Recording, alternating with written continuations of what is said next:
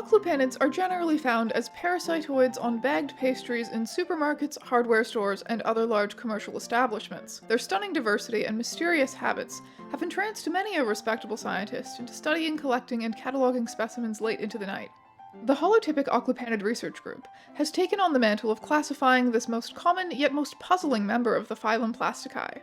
Occlupanids are totally adapted to a life of parasitism, ranging from 2 to 3 to 5 centimeters. They are dorsoventrally flattened for ease of moving between the folds of the plastic on which they live. The principal feature of an occlupanid is its oral groove, an invagination in what we're pretty sure is the anterior region of the body. 2 inward curving hooks of plastic surround a small area within, sometimes lined with smaller notches or tabs for increased grippage onto their host substrate. The outside, or edge, of the occlupanid is often smooth, but many species sort palps or tabs. These have unguessable purposes for mating, locomotion, defense, take your pick. Occlupanids come in a staggering variety of colors: bright red, brilliant yellow, and golden brown, to name a few. Many of these Plasticae sport a dizzying array of markings, often spelling out cryptic phrases like "Sell by June '02" and MFG 10996C. In constructing a taxonomy, many factors such as genetics, derived traits, growth and development, sexual dimorphism, reproduction, and a fossil record are taken into account. For a synthetic taxonomy, the synthetic taxonomist is forced to construct a lineage much like Carl Linnaeus winged it in the 1700s. Group things that look similar, draw lots of complex charts, and hope your future descendants work out occlupanid genetics somehow. Since most occlupanids sport a confounding jumble of homologous structures, occlupanologists focused on the oral groove to establish taxa. A sampling of standardized oral groove morphologies are presented here, in hopes of leading the enthusiastic occlupanologist towards a positive idea of their specimen. Note that some taxonomic families contain more than one shape of oral groove, such as in the wide diversity of Archagnathidae. Since very little of occlupanid's behavior has been recorded, its life cycle remains a mystery. Most scholars agree that occlupanids attach themselves to the plastic bags to gain nourishment. Plastic bags, when distended with matter, twist their anterior aperture, usually clockwise, but research is inconclusive, forming a tight stricture that ends in a halo formed by the fringe of the bag. Dr. N. Elliot of Edinburgh performed an experiment to test the bread-occlupanid relationship, and found evidence to suggest that when occlupanids are removed from bread bags, the sliced bread can suffer from premature hardening and fungal infection. In supermarket biomes, the bag-to-occlupanid ratio is 100%, but once the bag leaves the supermarket, that ratio drops off sharply. It is thought that once outside the supermarket environment, the occlupanid eventually drops off to reproduce and then die. Rarely, chains of occlupanids are found, offering evidence that their life cycle is far more complex than previously imagined. Are they part of a fruiting body like a slime mold? Or perhaps forming new occlupanids like the proglottids of a tapeworm? Clearly more research must be done to answer these uncomfortable questions. I am so excited to tell you about the world of Horg and occlupanids, but first, a word from this video's sponsor. You already know who this video's sponsor is. Helix Sleep. Helix Sleep, of course, makes premium mattresses customized to fit your unique needs and shipped conveniently straight to your door. Now, I don't know about you, but I absolutely love being in bed, especially at this time of year. I love being burritoed up in bed in the morning with my cats and my comfy blankets on my perfect mattress. Everyone's different, everyone sleeps differently, which is why Helix has their sleep quiz to help match you with your perfect mattress based on your preferences and your body type. Now, based on my results on the sleep quiz, Helix matched me with their Twilight Luxe mattress. It is their firmest mattress. I prefer a firmer mattress due to the scoliosis demons that live in my spine. It is very easy for me to mess up my day if I do not sleep on an optimal surface. This mattress is definitely way better for my back than the one I had previously. I've been sleeping on this thing for 3 whole years and I still really like it. It is very difficult to get out of my comfy bed in the morning. Unfortunately, I have to force myself to do it, but you know who doesn't? The Binguses. Are you having an identity crisis? The Helix lineup offers 20 unique mattresses, including their award-winning Luxe and ultra-premium Elite collections, the Helix Plus, a mattress designed for big and tall sleepers, as well as Helix Kids mattresses. And if it makes you nervous to buy a mattress you've never tried out in person, don't worry about it, because they offer a 100-night sleep trial. You can sleep on it for 100 nights before you decide if you really love it. There's also a 10-year warranty, flexible payment plans, and financing options. And as I said before, Helix delivers your mattress straight to your door, and shipping is free within the US. It comes rolled up in a box and then expands once you free it from the cardboard prison. It is super easy to set up yourself, I promise. Just don't do what I did. And even if you do what I did, you probably won't have to be shamed for 3 years. by using this B-roll every time you talk about the unboxing. I really love my Helix mattress, so if you are in the market for a new bed, I highly recommend going to check them out. And now is a great time to do so. Helix has their President's Day sale running for a limited time. They are offering you, yes you, dear viewer of this video, 27% off your mattress. You can take advantage of that over at helixsleep.com/strangeeons. Thank you so much again to Helix for sponsoring this video, and now, your aquapanids. This is an aquapanid, a tiny piece of plastic that has probably existed in your periphery your entire life, unnoticed, designed to become trash almost immediately after it's purchased. I dare say another single-use plastic representative of humanity's wasteful, polluting ways. But what would you see if you really looked at one? A strange beauty where none was ever intended? The Holotypic Aquapanid Research Group website, or HORG, has existed since 1994. According to the site, the word aquapanid is derived from the Latin aquu meaning to close, and pan meaning bread. So it's like made-up Latin for bread the bread closey thing. Oh. Oh. Oh. Aquapanid. And although they present themselves as a scientific collective, it's really just one guy with a hobby. His name is John Daniel. And although he would rather remain a faceless entity to the internet, he was kind enough to speak to me for this video. One of the first things I told him was just like, listen, I fully get it, okay? Like, as someone who was a kid who collected bottle caps and tabs and elastic bands, I just enjoyed the weird variety of them and putting them in jars, and I still have some of those jars. I wish I had realized how cool aquapanids were earlier, but of course it's never too late, and I am going to start collecting them and putting them in little jars and stuff now. So this is the Tridente family, meaning 3 teeth. Edmordorsum floridensis. I think that's our guy. Oh no, but some of these look really similar. Oh fuck. Oh, I thought this was gonna be the easiest one. We have so many of these. They're so common. I look at the HORG website and I'm like, okay, yeah, I get it. It makes sense to me. But still, I wanted to know what his reasoning was. Like, why was he initially so entranced by aquapanids? He told me that he began his university studies in invertebrate zoology and ended university in sculpture, and that for him those two things are deeply entwined. My scrapbooks were filled with scientific illustrations of skeleton shrimps and centipedes, but also engine blocks and excavator shovels. So when I picked up a small bread clip in 1994 in my friend's apartment in San Francisco, I was struck by how deeply those twin fascinations were distilled into a tiny shard of plastic. In the quest to make reclosable plastic bags, humans had mass-produced tiny sets of brightly hued yet vaguely sinister biomechanical invertebrate jaws. Their shape also reminded me of the parasitic forms that I had recently been obsessed with, such as whale lice, ticks, and tapeworms, their whole body committed to this one act of grabbing on and never letting go. And these things were everywhere, in stores, on the street, scattered in parks, a stunning variety of shapes and colors. I couldn't unsee them. What was this strange entity that had latched onto everything we touch? And I started to wonder, what if these tiny bits of plastic weren't so passive after all, but had their own ecology? Like a biologist suddenly discovering worlds within a microscope, I felt giddy as I started to work out their taxonomy and ecology, as if they were creatures in their own right. An impossible task for bits of plastic, but oh so fun to try. I think that explains a lot about why HORG feels like this beautiful intersection of art and science, because it is both. Whether it was holding together clumps of date figs in Mesopotamia, or papyrus-filled bags of apples in ancient Rome, the ecological niche that aquapanids inhabit is as old as civilization itself, due to humanity's eternal need to put things in sacks and distribute them. Though there are no such wonderful artifacts in the HORG archives, scientific illustrators have labored to reproduce what aquapanids in the past might have looked like. Although aquapanids were known throughout civilized history as a common polymer parasite, the formal study of aquapanology is thought to have begun in Florence, Italy in the late 1600s by the great polymath Ultima Horgia, better known by his Latinized name, Ultimus Horg. As a young boy in Bassiano, Ultimus collected with care the horn and tortoiseshell aquapanids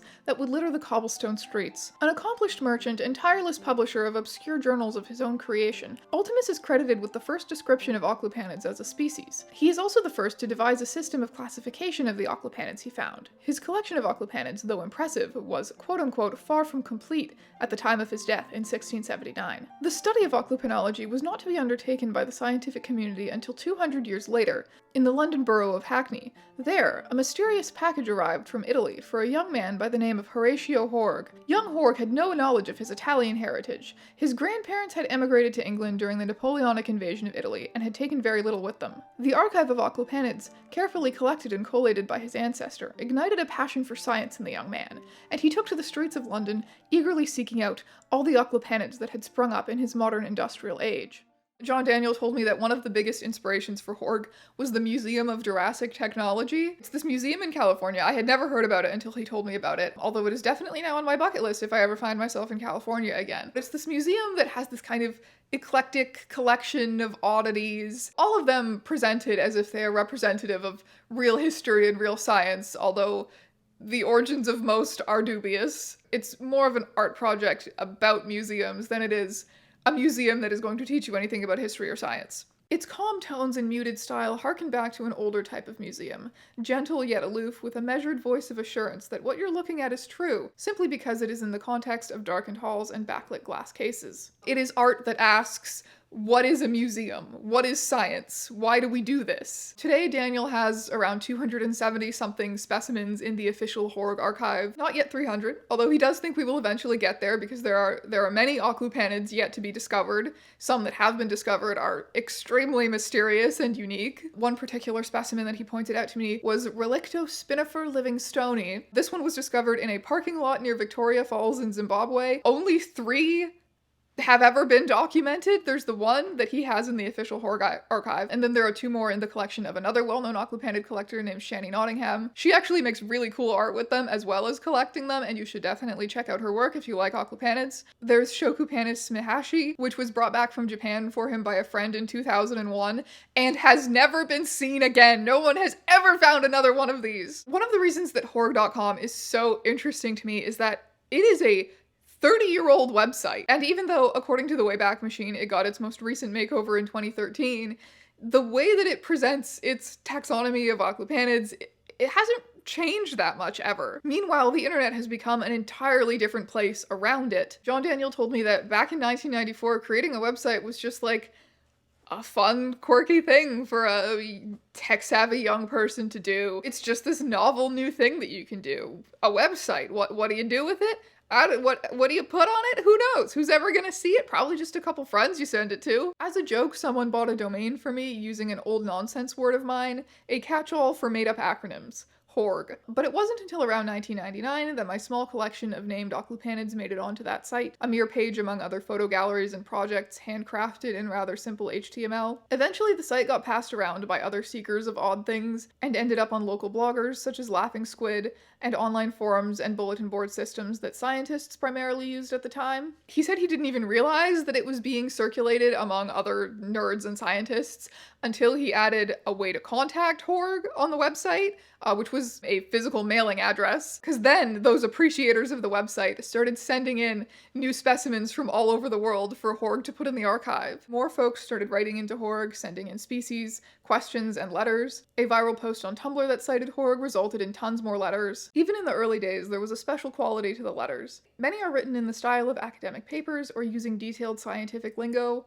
Horg is science at play, and by asking other people to send in species, invites others to play at and with their experience of science as well. Some of the reports are humblingly exhaustive in their own right, from a detailed map showing the distribution of archagnathids left over from a country fair, to exhaustive surveys of grocery stores. Whether they see Occlupanids on their own, or because they got inspired from Horg, the fun is infectious. Every letter sent into Horg is a tremendous gift. By responding, it's all I can do to thank them for joining me in this invented world. When we talked over Zoom, he proudly showed me 2 things: the binder containing the official Horg archive, and the binder containing all of the letters he has received over the years. Another interesting moment in the history of Horg that he talks about is how his parody science website ended up contributing to actual science. In 2011, Horg's taxonomy of Occlupanids was included in a medical paper about the case of a man who ingested one. And in case you're wondering, we don't know exactly which Occlupanid species was responsible in this case, just that it was part of the family Toxodenta. The first mention of gastrointestinal pathology due to a plastic clip was in 1975 in Toronto, I might add. Never miss a moment for a Toronto mention. And over 20 cases of plastic clips adherent to the intestinal mucosa have been reported since,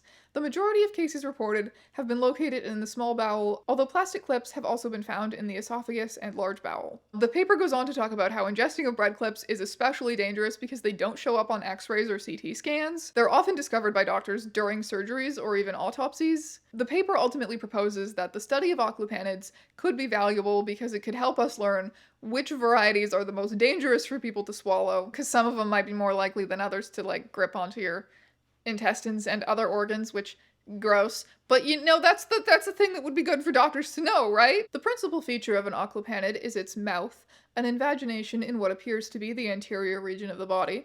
Two inward curving hooks of plastic surround a small area within, sometimes lined with smaller notches or tabs. All dissection attempts have so far indicated that the body is uniformly composed of a stiff yet flexible plastic.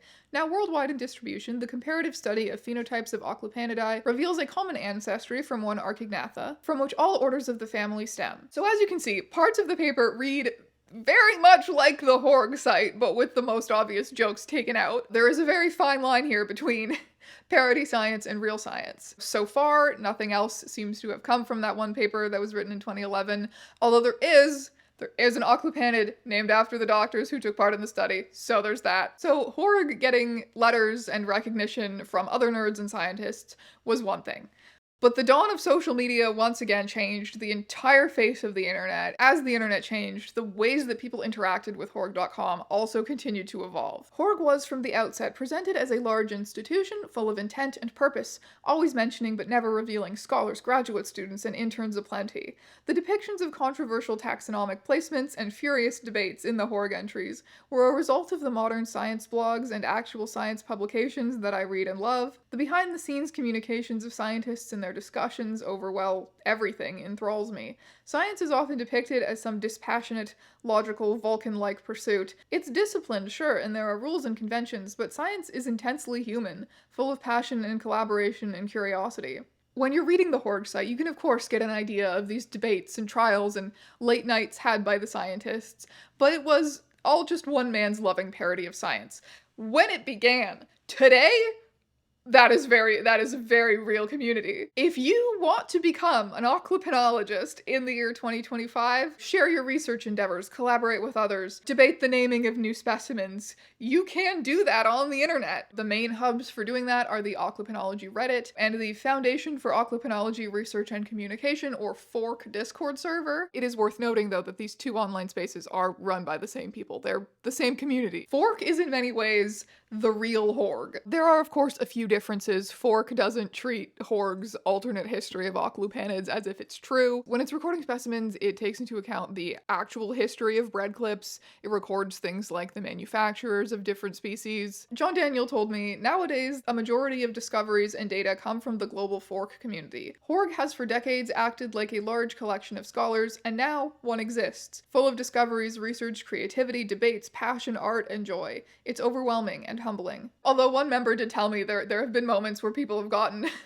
a little heated about occlupanids and maybe need to take a step back and remember that it's supposed to be fun. But of course, everyone wants to be the first to discover a new specimen or the first to send one into Horg for official archiving. Some discoveries associated with fork that John Daniel wanted to highlight in particular were Aculeopalpus phaseolus. It was discovered by one person in Montana. It was named by another member of fork, and then the discoverer ultimately ended up getting that name tattooed on their arm. There was Rubilumina leviathan. This bizarre transparent occlupanid was found by fork occlupanologist Red Luminous, who apparently as a child had made aquariums out of bottles filled with water and occlupanids, and then upon rediscovering them as an adult, found this incredibly unique one in there. As fun as it is to consider occlupanids nature's beautiful plastic creatures, I am going to tell you that the bread clip was invented by Floyd Paxton in 1952. In the best picture of him I can find, he is indeed wearing this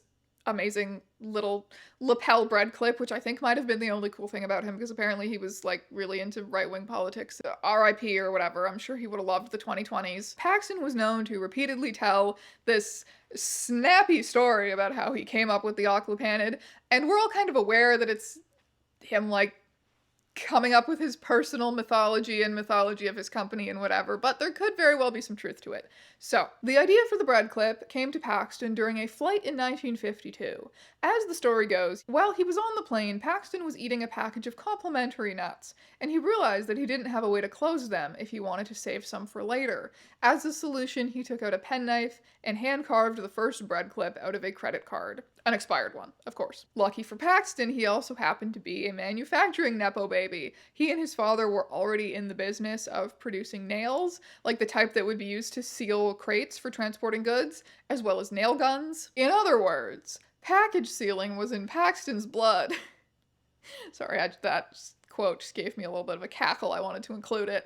In 1954, Paxton founded the company Quick Lock and began manufacturing bread clips and specialized machines, which made the action of sealing a bag with a bread clip a procedure that took a couple of seconds, which was really the thing that made the difference. It was the machines more so than the bread clips that really sold this to factories all over America, because it was something that was super efficient to integrate into their factories, but then also convenient for the consumer to reopen later. And that's how the bread clip became a ubiquitous bag closure in our grocery stores. Today, Quick Lock is still owned by Paxton's descendants and still dominates the bread clip market, with manufacturing plants in America, Canada, Australia, Japan, and Ireland, though there are, of course, smaller bread clip manufacturers all over the world. A big trend that is sweeping the bread clip world right now, including Quick Lock and their smaller competitors, is the production of recyclable alternatives. Horg seems to have tortured one, but more on that in a moment. As cute as they are, there's no getting around the fact that plastic bread clips are forever garbage. They're terrible for the planet. They're also terrible if your senile grandmother with no teeth eats one. If we can produce something that serves the exact same purpose just as well and lacks the same ability to cause harm, then why shouldn't we?